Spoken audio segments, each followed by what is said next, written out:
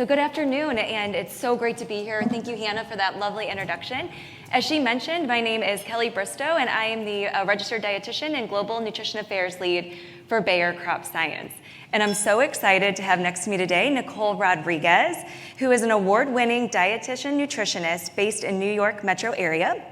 In addition to serving a diverse clientele via her telehealth-based practice, she is also the co-founder of Step Bite Step, a weight loss and physical activity program.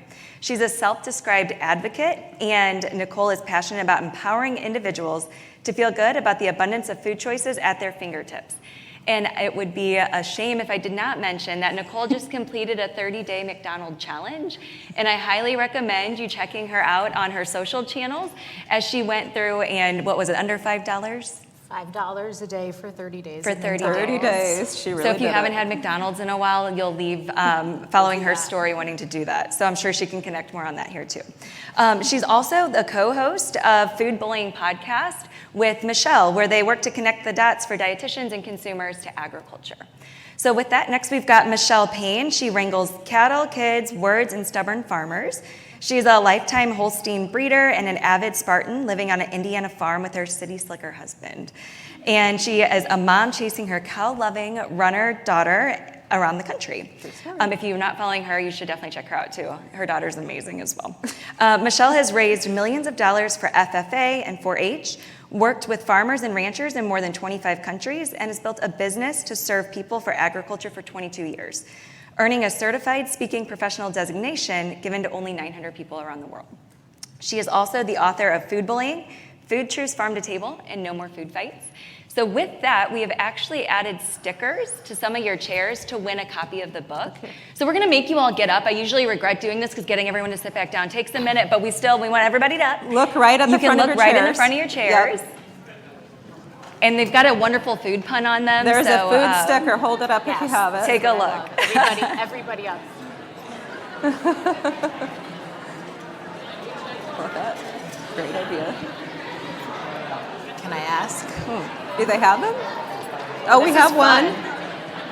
Oh, okay, we have Do we one. have some We have a couple. If you find your sticker, find us during the break and we'll give you your copy of the book then. Yep. Yep. I'm just curious. Let's let them sit down. Who has the wiener? Who has the hot dog? Who has the hot dog? Oh! Hey, you get yours first. Come get yours first. So in all seriousness, if you did get a sticker, come out and see us at break, and you get a free copy of Food Bullying. That's what they're there for. Enjoy. Nicole just really likes hot dogs as well, so she wanted to make Michelle's sure. been bullying me and calling me a wiener lover, even though she says she's anti-food bullying. But She's up here bullying away. Neither here nor there. So the way that this session's gonna work, it's actually gonna be more of a fireside chat style. So we encourage you and would welcome questions as we work through our session. We've got Hannah, I think, and some of our Aggies on the mic, and then Hannah's checking our app as well. So if you feel more comfortable asking it through the app, please feel inclined to do so. I can't multitask, and so we're gonna let Hannah cover that side. So you might be asking, why is Bayer interested in making these connections across the plate? So I am a registered dietitian, and Bayer conducted some internal and external research that actually shows registered dietitians and medical professionals among the top 3, oftentimes globally, and we did this in different regions, as trusted voices in food and agriculture. But I'm sure, as many of you might know, we don't get formal training, whether in our internship or our residency. So there's this huge disconnect around who's talking about our food supply and who actually is connected to it. So we really find, and the research would support, that dietitians and physicians are important in this landscape. So for me, young in my career, I did not grow up in agriculture. So I always love coming to these meetings and seeing so much passion and how oftentimes it's starting from your own families. But for me, I grew up in the city. The only connection I had was with my grandma, who had a small garden in her backyard. I mean, her homemade pickles were phenomenal, but it wasn't necessarily agriculture as we know it now. So my dietetic internship slightly exposed me to community-based gardens. I watched a documentary, and believe it or not, I thought I knew everything about agriculture. I wrote blogs about it. I was like, man, I am gonna advocate, this is what I should do. Well, then my first job took me to my local dairy council, where I had farmers as my bosses. And I went out to my first dairy farm, and I was like, oh my gosh. I think I used different choice words when I was talking to Michele. I was like, I have got a lot to learn. And so if it hadn't been for that early on exposure, I probably would still be sharing misinformation. So exposed through dairy young in my career, I directed a farm to school program where I got to meet lots of additional great farmers. But I even noticed when I was outpatient counseling that patients had questions about food and food production. I know I had a patient with extremely high blood sugar. I mean, through the roof. He gave me his diet recall. We were working through it. And we found out he was eating organic cookies. He's like, well, they're organic. I'm like, they're cookies. And so there is this big disconnect. So whether you're a clinician, practicing in private practice or working to make these connections, it's so important to draw across the plate. So that's a little bit about my why. I want to now ask my first question for our panelists as to what's your why in engaging in this space?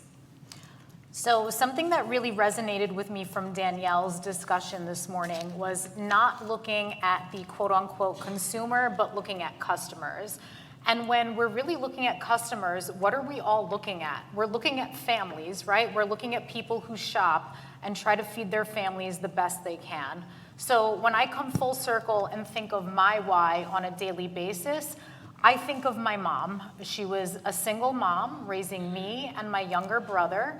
At the time, she made $13 too many a week to qualify for public assistance. And I think of everything that was so difficult for her at that time, and this is 35 plus years ago. And I think how she might have had social determinants or maybe read a magazine or seen something on TV that made her question her food choices and made her think, am I really doing what's right with my limited budget? Am I really providing in a way that I can? So now I fast forward and I think of the modern day equivalent of my mom. Maybe she's working a couple of jobs. She's super stressed. And what does she do when she comes home at night? She's scrolling, right? So now not only does she have the television or a magazine, but she has all of these outside voices of misinformation and disinformation that are making her question herself and feel bad about herself. So not only now as a mom myself, not only as a dietitian, but just as a general citizen, I never want someone like the modern day equivalent of my mother to walk into any grocery store or bodega or big box or wherever she's shopping and feel that she is anything but more than enough. I want her to know that whatever she chooses, it's safe, it can be nutrient dense, and she could feel really good about it. And Michele, what about you? Well, my why certainly stems back to my family farm in southern Michigan. I'm a product of agriculture. I love agriculture. I deeply believe in what we do in our business, and quite frankly, I think it's about time to change the conversation. After you've written 3 books, you kind of throw your hands up and say, what is wrong with us? And so my why, personally, in working with dietitians was because I saw an opportunity to connect with like-minded people, people who believe in science-based evidence, people who believe in firsthand expertise. So I chose to target dietitians actually with my second book, Food Truths from Farm to Table, and because of that, I think it has 66 citations in it. You think you would never forget. But as a result of those citations and the help of many of you in this room, it's actually used in dietetic preparatory programs today. That means a great deal to me because we have very little access to dietitians at the dietary preparatory level, in my experience, in my opinion. Nicole's story would validate that. She'll share that later. And so really, as I started doing more research about dietitians, I found out that they really wish that people understood what they did. They wish that people would rely on science, and they wish that people had more respect for them. Sound familiar? It was, quite frankly, those hot buttons are very easy for us to connect with. So consequently, when I wrote Food Bullying, I really wanted to try to make more of a move in the healthcare space because when you look at food bullying, yes, we can all be food bullies, including farmers, including dietitians, but also including doctors.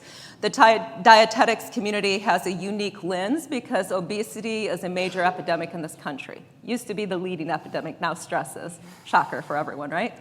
But the dietitian community has a unique lens in which we can connect with. And there are a lot of opportunities to build their interest in and engage them in the agriculture story. So that's really been my why. And when I launched Food Bullying, the book, in 2019, 6 months before the pandemic, we launched the podcast because we were very interested in trying to reach into the healthcare community. So when I first launched, it was actually with a health professional, a spokesperson for the American Heart Association. Post-COVID, we took a pause, and then ironically, I did not know Nicole well whatsoever. I knew her mostly from Instagram. She knows all sorts of things about me, I've discovered. But on gut instinct, I reached out and I said, hey, I'm thinking about relaunching the Food Bullying podcast. Would you like to join me? And she actually came up with the idea to focus on the dietetics community and those that prioritize nutrition. And so what we try to do is to share farm, ranch, agriculture stories to those communities, and it's been really interesting seeing some of the results for it. So we're going to have different examples of the people that have been included up on the screen on autoplay, some of the topics we've been covered, and you can certainly ask questions, as Kelly had said throughout. We welcome those. It's one example. It is not the only example, but I can tell you that in the course of my career, reaching across the plate and connecting with dietitians has been one of the most rewarding things. Thank you. No. Always love that. And I love the and ice cream up here on stage, too. Always so ice cream. Checking that. As Michele had mentioned, we are going to have some reels going through, too, of just how we at Bayer Crop Science have engaged dietitians, but experiences Nicole has had outside of Bayer and how Michele has reached across the plate as well. So piggybacking a little bit on what was your why and why you engage across the plate, what would you say, if you had one, was an aha moment for you to make these connections? So just a slight variation on what's your why, but like what was really that like? For me, it was that aha moment of like talking to a dairy farmer and like, wow, but did you have an aha moment? I did. So I completed my dietetic internship in the New York City area and my DPD there as well. Those are the classes that you need to sit for the exam. And I went to a program that literally I was handed essentially propaganda of Monsanto is bad and words like big ag and basically, well, why don't we just farm our chickens on a rooftop in Brooklyn and everything will be great, right? That is a real deal New York City thing that goes on. Or we can just do community gardens and that will solve everything. And then I started sort of dipping into the Twitterverse a little bit, and there's a woman who actually has a testimonial in this book sitting in front of me here for Michele's book, Food Bullying, and that's Leah McGrath. And I somehow found her on Twitter, and she was very connected in the agriculture space, and I started to take a deeper dive and said, wait a minute, a lot of this is just patently untrue, and this is the real story behind why some of this technology is used, the real story behind quote-unquote factory farms. Oh wait, we don't actually use that terminology. Most of these farms are family-owned. So just going deeper and deeper into that space and finding some other dietitians who are connected to agriculture, either directly to farmers and ranchers or to people like Michele, really opened my eyes and empowered me to start becoming an advocate of sorts and starting to tell that story not only in my day-to-day conversations with clients and patients, but a little bit more actively on social media. So I will say, I know we're talking about reaching across the plate and specifically to dietitians like myself. It's not just about reaching one of us, it's about the potential influence we can have on other dietitians and up-and-coming dietetic interns as well. Yeah, no, as you said, because at the end of the day, dietitians, physicians, they're consumers as well. So I think it's really important to circle back to that too. So thinking about how can we reach not just one, but the profession as a whole. So what about you? My aha moment took several years. I'm apparently not that smart, I don't know, but It probably started back when we had Ag Chat and Food Chat, because we kept having dietitians like Leah participate. If you're not familiar with the Build Up Dietitian community, I strongly recommend that you take a note. They're very active on Facebook, Instagram, and they have newsletters now as well. It's a really interesting community. So I started interfacing with more dietitians. I spoke to dietetic communities or dietetic associations, and I made an interesting discovery that they didn't always particularly like what I had to say about modern day agriculture. And I'm perfectly fine with that. Because as you all know, we need to do a much better job of extending our hands across the plate and not only finding points that we can connect on, but also being equipped to have those tough conversations. So my aha moment came through social, through working with dietitians like the two of these, through some of the private training that I did on Table Talk. And then also, quite frankly, when food bullying was released, I'm a little embarrassed to admit this, but I was dumbfounded by the number of messages that I received from people who had disordered eating because they had been bullied about food. And I'm sorry, but food should be about celebration. It should not be about condemnation, confusion, bullying. And when I hear stories of people having a psychological problem, a disease, because they've been fed so much crap about food, I think we have a responsibility to do things a little bit differently. And at the end of the day, we have fun.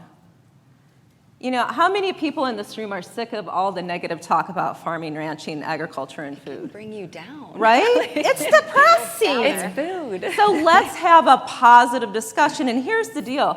So I live on a small family farm, and out of respect for those who do it full time, I never call myself a farmer, in case you ever wonder why I don't. But we had a newborn calf that I had to deal with the other day, right? So I deeply believe in what we do, but we're 1.5% of the population. They have a viewpoint, they have a lens on the rest of the world that it's really hard for us to understand. That bottom line is exactly why I reach across the plate. And dietitians are lots of fun to work with. Nicole and I, if you've ever listened to our podcast, you can picture us texting each other back and forth as we're interviewing people, because we always have a good time. And my hope is that people can see somebody from Long Island and someone from Indiana working together to have a positive conversation. I mean, dinner last night alone. I learned so much from Michele. I had a stain on my shirt. Which we're not sharing on the stage. We don't need to share that one, but we got into it. It's a lot of fun. But I think for, as we think about reaching across the table and working with these new professions, it's not always about changing minds. I think when we start with that end goal, there can become resistance. So it's about providing exposure and opportunities for someone that might not be like-minded to maybe change or be maybe even pushed to think outside of what they believe to be true. Yeah. I know if I wouldn't have been pushed a little bit to think outside of that it would be in a different position now. And to add to that, if I could, Ray's over there. Since he called me out, I'm going to call him out. By the way, you had a major misstep, but I'll tell you that privately. Anyhow, with all due respect, Ray, I love that you're working with lawyers and with people in the universities to help prepare lawyers. But I can tell you with absolute certainty, I have this much desire to ever talk to a lawyer. But my point in this, outside of making fun of Ray, because it's fun, and I love him dearly, he did a great job. My point in this is, for me, that's not a fit. Working with dietitians is a fit. Maybe you're a veterinarian. Have you ever considered working with a molecular biologist on the plant breeding side to talk about this little issue that we have on our hands called mRNA? Or if you're a farmer, have you ever thought about finding someone who's completely different than you and talking with them to see where you can find those similarities, to find that positive conversation? So I just wanted to highlight that I think each of us has an opportunity to reach across the plate and find different professionals. As much as I love dietitians, not everyone probably wants to deal with you because they have food guilt, like me. So we really do want to encourage the audience to ask questions. Hannah, I don't know if we have any coming through the app yet. I also see a hand up front as well. While Zachary is getting his steps, I don't know why, it's always you that has to run across the room. While he's getting the mic up there, Sally's got the first one here. I'll ask the first one in the app. Okay. Oh, here. Can you guys, and you mentioned examples like the ones we're looking at on the screen, can you give us some specific content and examples that are of these connections, best practices, and then on the flip side, is there anything that hasn't worked that the audience should know about as well when it comes to building these relationships?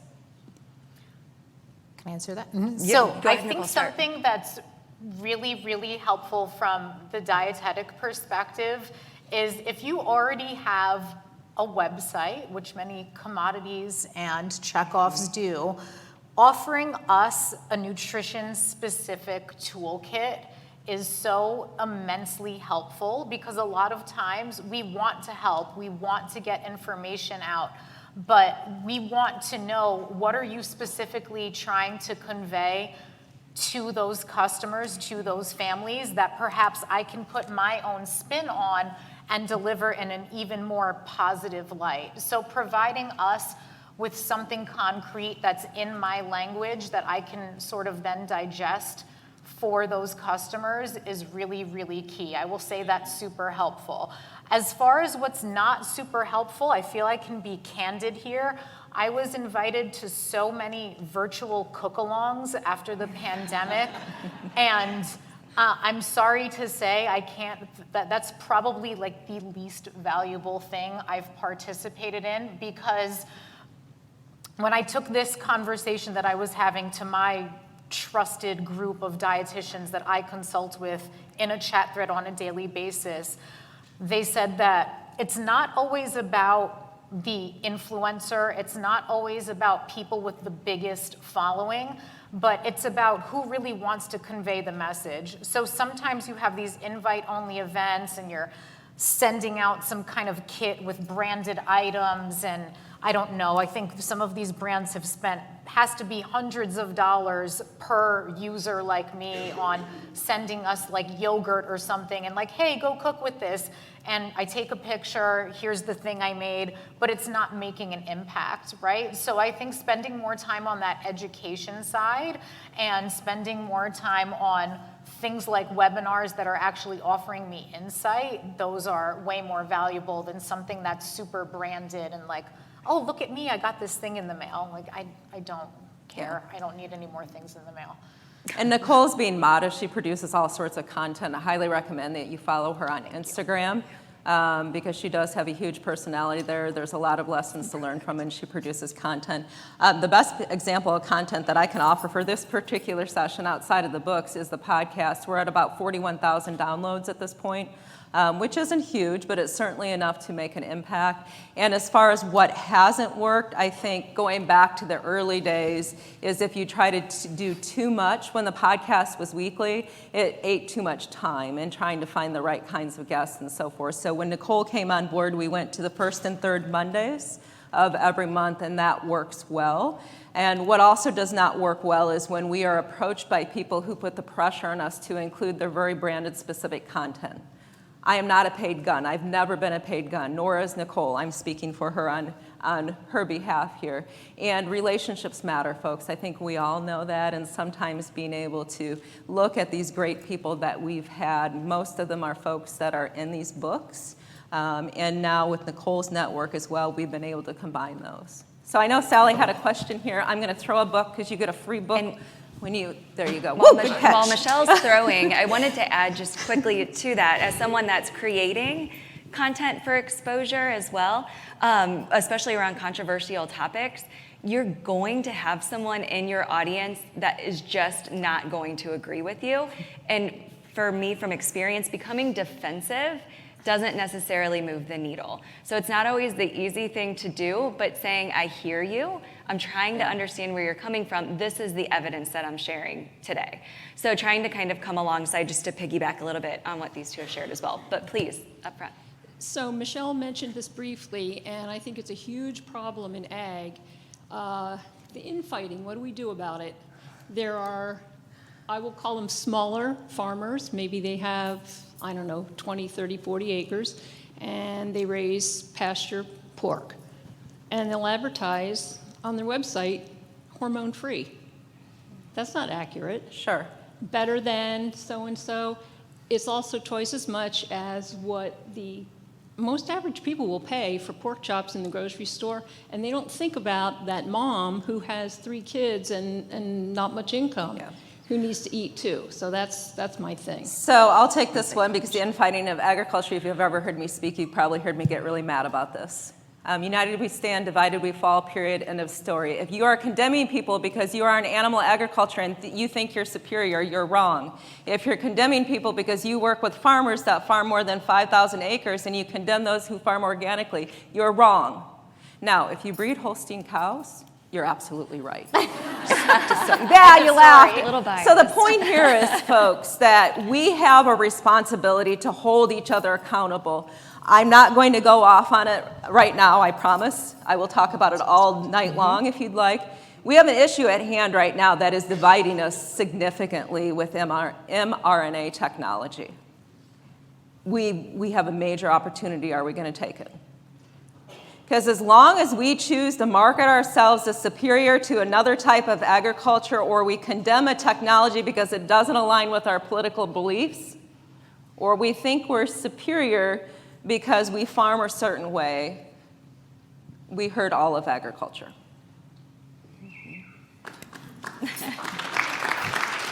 Yeah, so everybody always applauds. 22 years I've been doing this. It hasn't changed, and it pisses me off.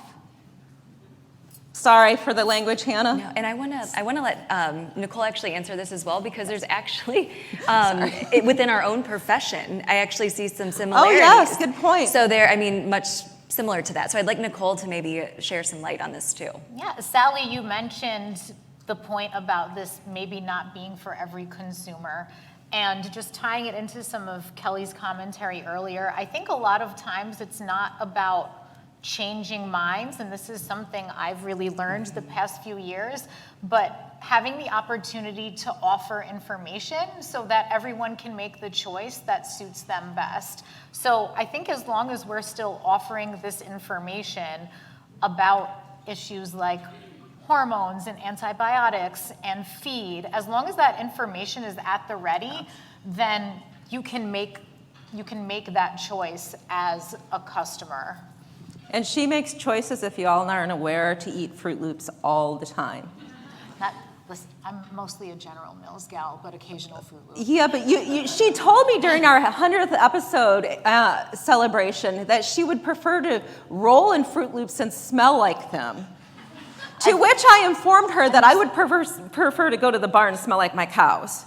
I'm just waiting for that Fruit Loop perfume to hit the market, or Rice Krispie treat. A Rice Krispie treat I could get on board with. I will be all over. Yeah. Anyhow, questions? Yeah, I think we got another one up front. I got a book. Yes.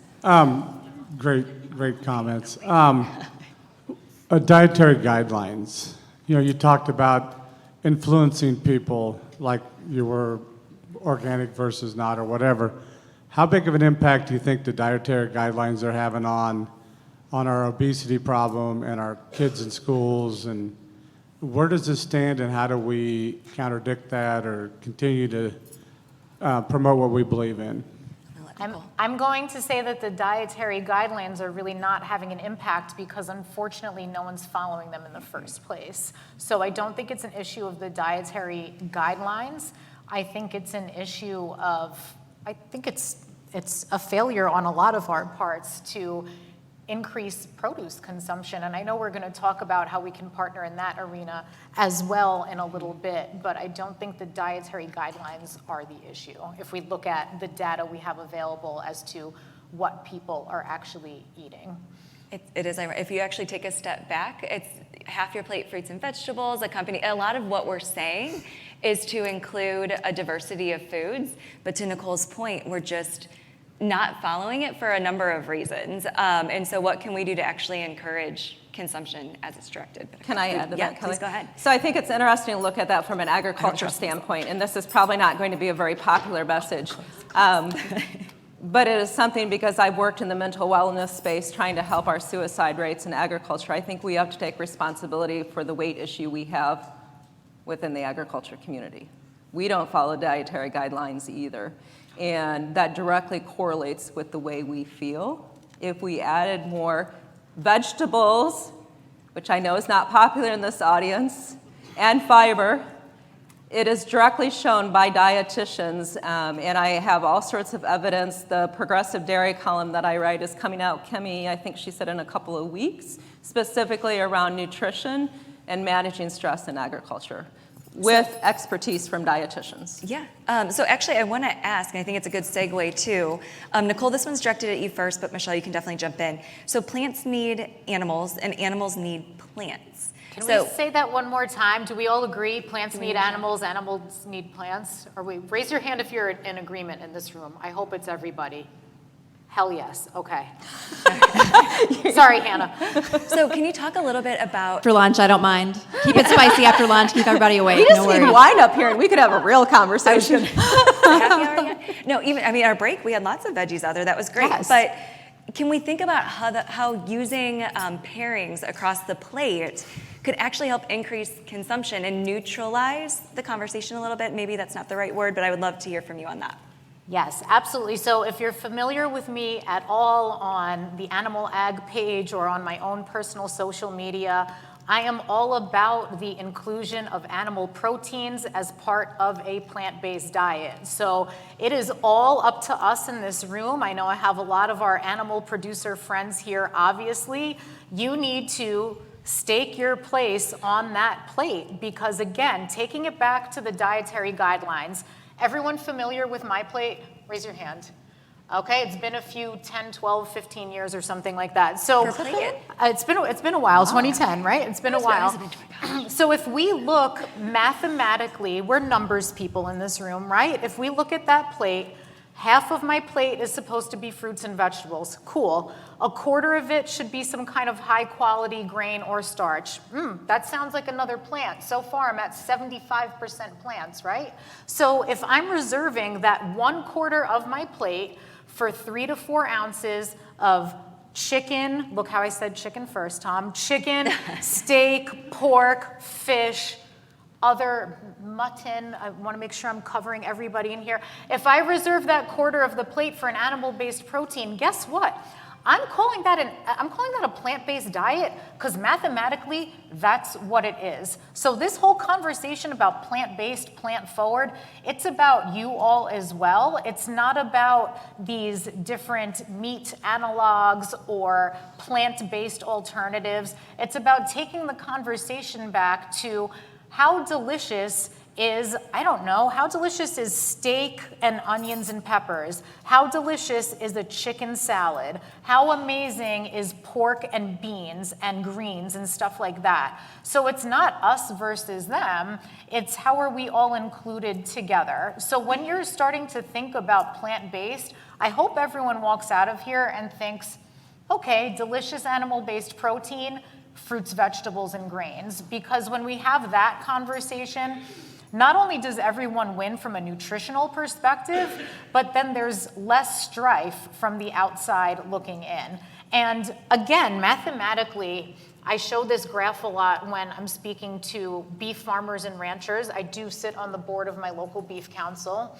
And if we look at that sort of bell curve of who's actually a vegan and who's really eating these meat-like products, vegans are like 2.5% of the population. Why are we worrying so much, right? Let's look at that movable middle who's like, you know what? I want to have a steak salad. Show me different ways to prepare chicken and vegetables.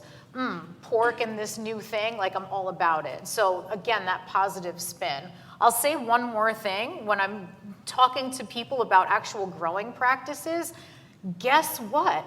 Animals need plants. Plants need animals, right? We need each other for soil health. We need each other for nutrition. It all goes both ways. And I think just thinking of it more positively in all aspects can be really helpful for that customer as well and for families. But don't forget milk. I will never forget milk. Never, I have an ice cream cone tattooed on my ankle, okay? We do not forget I'm about dairy. my dairy, never forget. So I have a question for you all. When you hear plant-based diet, how many of you get your hackles up? Thank you for your honesty. Yeah. So my cattle produce protein of 2 varieties. One I happen to adore. The second one is a necessity at the end of life, right? when I hear plant-based diet and when I talk with others, particularly on the beef side of the business and on the meat side of the business, chickens, whatever it may be, there's a lot of defensiveness. Why? Because I think what Nicole and Kelly both have said is that a plant-based diet does not exclude animal proteins. I have to remind myself of that every time I hear the term, just so you all know. So I think that's and an there is interesting. some consumer confusion as well, so mixing of the terms. So almost owning it as a plant-based diet can and should include animal-based proteins as well. So really working to work with that narrative. Do we have more questions? I have a similar question in the app along that vein around the oversimplification of complex scientific topics. And as Michele mentioned, dietitians deal with that, farmers deal with that. So the question is, how do we combat that? What are your suggestions for effectively communicating complex topics, nuanced topics that tend to get oversimplified on social media and among our adversarial voices out there? I think that's a great question because you do walk a fine line between that oversimplification. And so I think that's a great point, and would love Nicole to maybe think about what that would mean to her and how you walk that fine line. Whether I'm on social media or with a patient, it's always about meeting that person where they are. It's not about the information that I have. I can deliver that message in all sorts of ways, but I need to know where are you intellectually on the topic. More importantly, where are you emotionally on that topic? Because a lot of times this mis and disinformation, it comes from a place of emotionality. And if we don't address that first and come from a place of compassion, come from a place of, I can understand why you might feel that way. Do you mind if I share what I know? And the way that those terms might come out in conversation might look different. And sometimes it's a matter of who can I refer to? And I always say, when in doubt, refer out. I don't have the answer to every complex agricultural topic by any means, or dietary topic. So I think for us, like all of us, knowing our network, like Michele, if someone asked you real specifics about pork, are you going to answer it?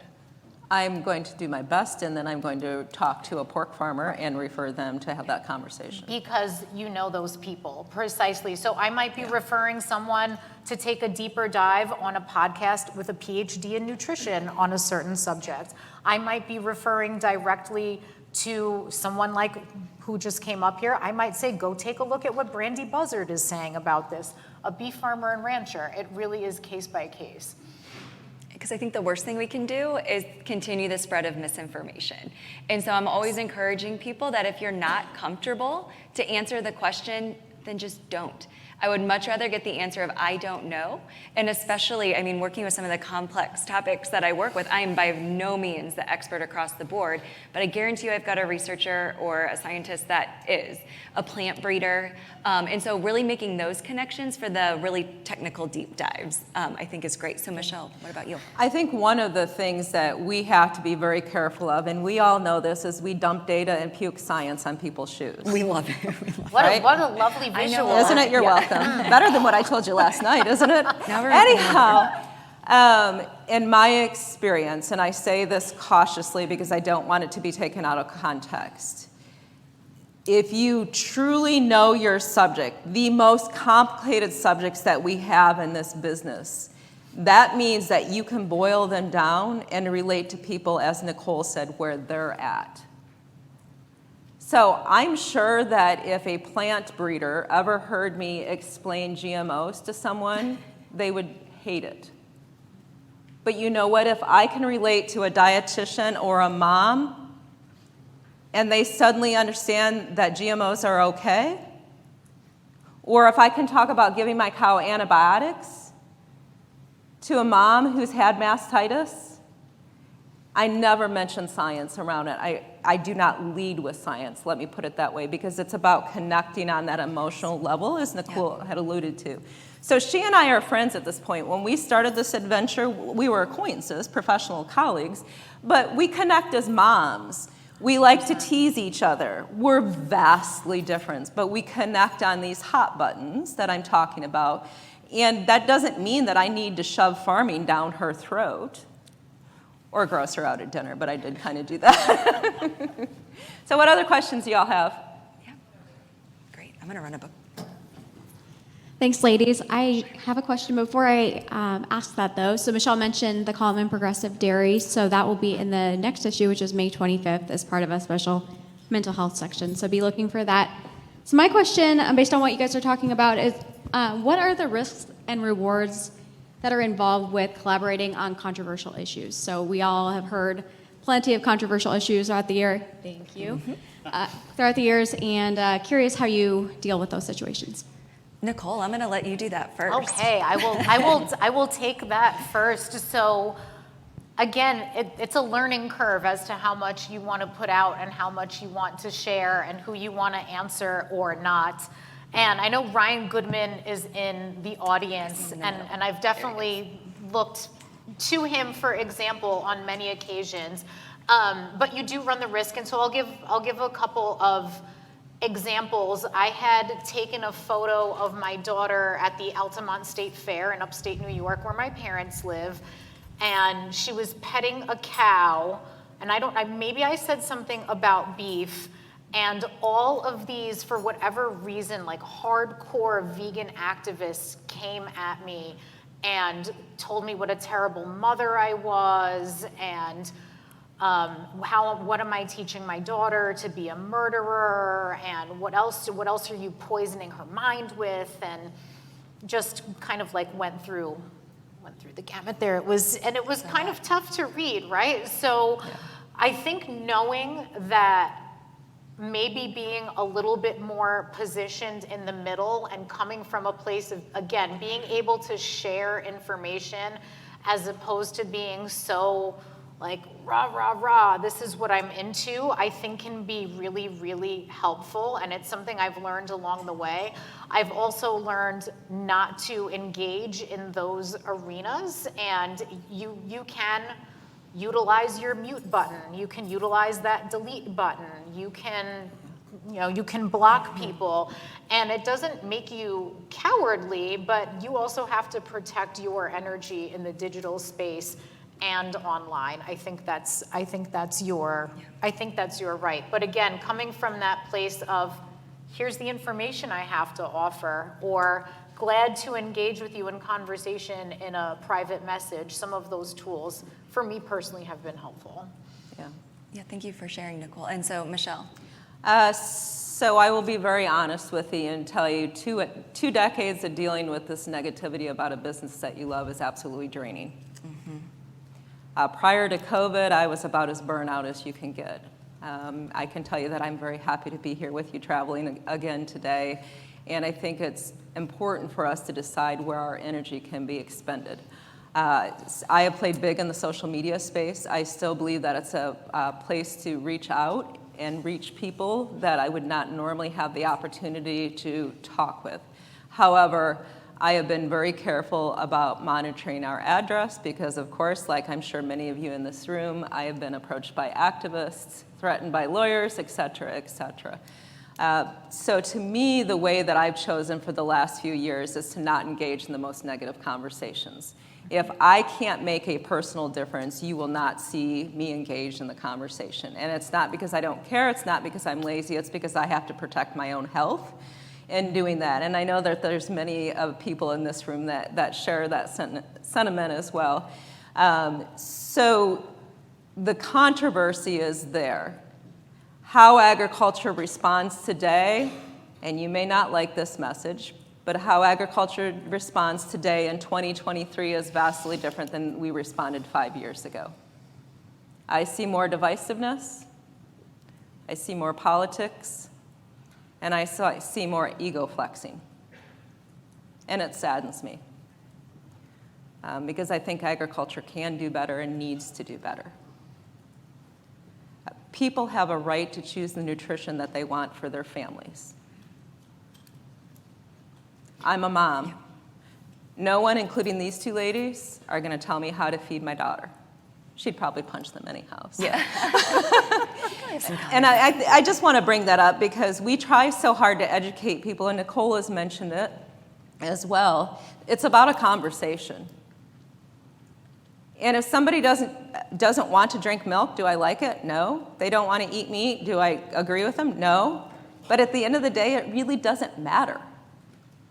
And we have to learn to have a more positive conversation. Sorry, I think you were going to say something. I realized that all sounded very doom and gloom, and I didn't answer the reward bit of that. Oh, sorry. I was going to ask that as a follow-up. Yeah, so there is a reward, and I will say specifically as a dietitian who does advocate for animal-based proteins. Michele mentioned earlier about running into a lot of cases of disordered eating, and of course, I encounter that as well. So nothing brightens my day more than someone, especially in like my direct messages on Instagram, saying, I just want to let you know I had a burger for the first time in X number of years, and like thank you for empowering me to do that. And this is not someone I know personally. This is just me working to normalize things like a cheeseburger, because that's such a great American unifier, right? Like, who doesn't love a cheeseburger? It's a great point of conversation. So the reward to literally empower people to eat foods that were formerly off limits for whatever reason, whether it be fear, misinformation, or whatever that was, is really empowering and very exciting. I would say to be able to create that aha moment for someone else. So I think we've all had an aha moment, as we were talking about earlier on, but to be able to be the connector for that, and to like, it's almost a freeing moment of telling someone you can eat an ice cream cone, you can have a cheeseburger. It's like you're almost giving some of that back by removing some of the fear, all within reason as well. Do we have any questions on the app? I want to make sure, because we don't have a ton of time left, so I want to, Hannah, go to you. There's a few different questions referring to, as Michele kind of brought up earlier, diet culture. So what is your take on diet culture, especially numerous diets that recommend that we need to remove animal protein to be healthy and have a nutritious diet? So Nicole, I'm going to let you start with that one. I'll take it. And again, I love that I can be so candid in this audience. I think it's funny, and I see it in the dietetics community, unfortunately, as well. People who call out diet culture are more than happy to call out keto, more than happy to call out paleo, more than happy to call out whatever is the diet du jour. But heaven forbid you call out veganism, really potentially for what it is for many people, and that is a disordered eating habit, right? What other meal pattern do we look at where we're excluding entire food groups, but we're saying like, oh, that's okay, that's just a choice, that's just a lifestyle? So I really do hope that by taking an all foods fit approach and just encouraging inclusivity, that in my own way, it's shedding a light on some of that. Because unfortunately, there are a lot of people who will hide behind what they view the morality of that choice, the perceived environmental factors, the perceived animal welfare factors, and it does lead to you potentially having many nutrient deficiencies. So I do see it as being very unfortunate from a dietitian perspective. And I think so much of it is lack of information. So it's wanting to fit into a certain personality type or wanting to fit into a trend. But there are real nutrient concerns for foods that aren't offered and micronutrients that are deficient. So I think part of it's bridging that as well. And it's a side of predominantly like a vegan diet that people don't see, that you actually need supplementation to get nutrients that would be missing from an animal-based diet. I just want to say one other thing on that note. You have to be really wealthy to eat well as a vegan. You can't just be a budget vegan and expect yourself to eat well. It's just the nutritional reality there. It is, because it costs the supplementation and making sure that it's closely monitored. But again, that's not a side that we always see. Michele, do you have anything that you want to add on that? I am going to demonstrate what we all need to do. You all are the experts when it comes to nutrition. And I fully rely, and I will tell you that I have an amazing number of dietitian friends, and they are spectacular at talking about food if we equip and empower them to understand what we're doing and why we're doing it. So I don't have anything to add to that because it's not my field of expertise. Now, if you want to talk cow feeding, I will be glad to talk about that. And again, I think it comes down to consumer preference and consumer choice. And so if Nicole had a client that wanted to go down that path, I think it's making them aware of what that all entails. Absolutely. Yeah. Any other questions from the audience? Okay. Oh, there's one in the back there. Looks like. Thanks, it's so bright. So just while our college online Aggies are running the microphones, Bayer is gracious enough to provide copies of Food Bullying to all of those that are here as college students. Let's give them a round of applause for their work. Love. And I'll get you your book in a minute. I know We'll run some one of them back. are missing finals to be here, which I'm not quite sure how that works, but good for you. I like it. So I'm Teresa Davis. I'm the president of the American Society of Animal Science, but I'm also on the 2020 Dietary Guidelines Advisory Committee. So the take-home message from that committee is to make every bite count. And the emphasis is placed on consuming nutrient-dense foods. And what is a more nutrient-dense food than animal source foods? So I think that's the message that you need to be communicating to your clients, to the public, and so forth, is to consume nutrient-dense foods and to make every bite count. And in the dietary guidelines for Americans, the foods that are recommended include lean meat, poultry, fish, eggs, milk, and so forth. So lean meat is a part of the dietary guidelines recommendations. 100%, and you won't find another dietitian who agrees with that more than I do. I challenge you. However, I will push back on every bite counts, because when we talk about nutrient density in every little bite, literally, we're leaving very little room for fun. And when we give people the idea that they're just sort of like white knuckling it through the week, through the month, just trying to make every decision the most perfect decision, we're setting ourselves up for failure. So that would be my pushback on the dietary guidelines. But yes, should we all be out there talking about the nutrient density of meat, of dairy, of eggs? 1,000%, because nutrient density is not just all about fruits and vegetables. They complement one another. So for someone whose caloric requirement is 2,000 calories, there's only about 250 extra calories in that diet. Agreed. As in extra, in addition to the most healthy choice foods within each food group. So there's not a lot of extra calories that people can consume from sugar-sweetened beverages and cakes and pies and so forth and so on. So you do really have to make every bite count, and that's particularly important at each end of the life cycle if we're talking about infants and children, and if we're talking about the elderly as well. So I still think that it's an important message to make every bite count. Yeah, it is. I will say from the perspective of someone who counsels every day that the All Foods Fit approach goes a long way in overall adherence as well. There's room for everything. Yeah. And I will add to that and just say that I was, quite frankly, a little bit shocked when I wrote Food Bullying to see how guilty people feel about their food. So while every bite does count, you know what? People are going to eat sugar sometime and it's not going to kill them. And people are going to eat a hamburger sometimes, and it's not going to kill them. And apparently, you can go to McDonald's 30 days in a row and eat for $5 a day, and it doesn't kill you, and your cholesterol goes down. Facts are the facts. So my point here is let's be really careful. All due respect to science, all due respect to the process. Let's just be really careful that we're not condemning people on their food choices. And I think, too... I'm sure we're not food bullying. Yeah.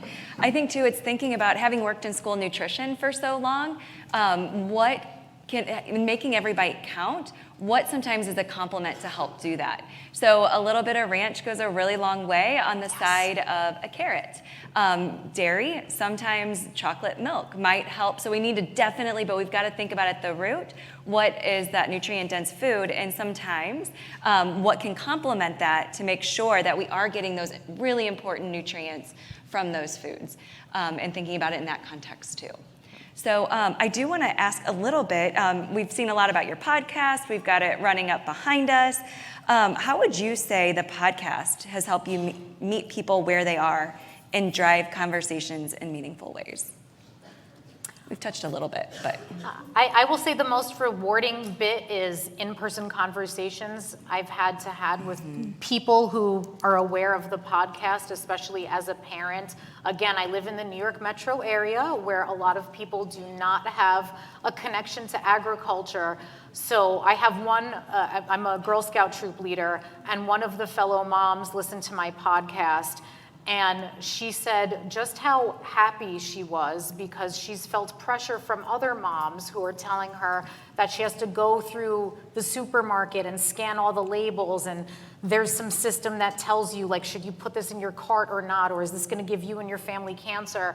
And she told me how freeing it was to hear some of the truth after listening to a couple of episodes. So really impacting people's lives. Again, we're all about empowering them to make food choices that fit them and their families. Yeah. Michele, go ahead. So the most positive takeaway is certainly the opportunity to have conversations. I mean, you've seen a variety of farmers and dietetic experts and health experts. It's really interesting to listen to brilliant people talk about their topics and get them to communicate it in a way that is meaningful to help people make food a celebration instead of a condemnation. But I will also say that the most rewarding thing has been to watch agriculture learn to connect on an emotional level. When I have a farmer who is driven by data and we're interviewing him and we can get him or her to talk about why they do what they do, and it's the family that they want to pass it on to. That to me is the real reward, because we in agriculture, how many of you are willing to admit that you would really struggle if you were put into a conversation with, let's say, somebody who shopped only at Whole Foods, was vegan, and wanted to basically outlaw all modern day farming technologies? You guys lie, you lie bad, I know better. And I think there's our opportunity. I'm not asking you to go beyond the movable middle. My estimate is that we are still at about 70% of the movable middle, maybe not in this town, but in most of the United States. Who can you connect with, whether it's dietitians or whether it's other scientists? Who can you connect with to be able to have a positive conversation? Because again, if we can equip people to believe in agriculture by explaining our why, we win. Because our why is irrefutable. We just don't talk about the whys very much. And it's fun working with Nicole and with Kelly because they'll ask me questions. Well, why do you do that? Mm-hmm. Which reminds me that I too need to do a better job. Yeah. Thank you both. I'm like shocked. We're both very used to, or all three of us are very used to like talking with our hands and like running across the stage. So I'm impressed that we've sat this whole time. I did get up once to deliver a book, but yeah, we've got one to deliver back. I know, Any I've got other one questions? more in the back. We're running low on time. I do want to point out that we've got some key takeaways. So Michele, yours are up on the screen. I might just ask in closing here, what, if any, key takeaways do we have for the audience as we think about reaching across the plate, thinking about that sustainable partnership? What are some takeaways? Sure. Connecting with hot buttons, as I had alluded to, I know many of us want to talk about farming and agriculture and chickens and cows and pigs all day long, every day. The rest of the world does not. Okay? As much as I love a beautiful black and white Holstein cow, I know that there are very few people even in this room that probably would share that sentiment. So I start as a mom, and I connect with people as a mom. I talk about my hobbies, cycling. I'm a very avid Michigan State Spartan, go green. There you go. Unfortunately, I wear a lot of red and black for Georgia Bulldogs, but it's all good to support my daughter. So I start there. I've learned a lot about SEC rivalries. For those of you that are in the SEC country, y'all are a little crazy. So I don't necessarily start as farmer, agriculturalist, professional speaker, author. I start as a human being, and I really believe that all of you can do a better job in doing that, because connecting on those hot buttons, those things that you share as a human, is job number one. Thank you. And Nicole? I just want to say that dietitians want a seat at your table. So if you have a board, if you have an advisory panel, if you have the opportunity in the social media space, like please engage with us because we're willing, we're able, and we do generally want to help you get your messages out to those families as well. Thank you. Thank you all so much for your time. We've got, as we had said, copies of Michelle's book out in the lobby. And if you had a sticker, please do find us out there as well. We'll make sure that you get a copy during the break. And we just want to thank you so much for the time this afternoon and being able to think about reaching across the plate, how we can really come together to move the needle and make an impact on consumption overall. So thank you all so much.